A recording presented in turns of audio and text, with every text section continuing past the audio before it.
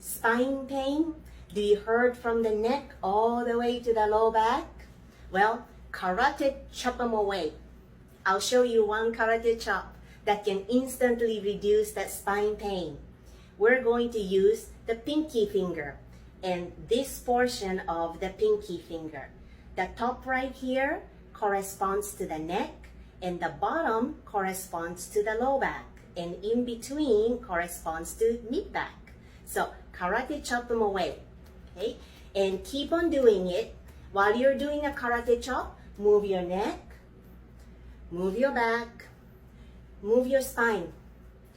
And you will start to feel that pain start to go down, okay? So keep on doing it. As you can do it as long as you want, as long as your hand doesn't hurt, okay? Let's do slow motion.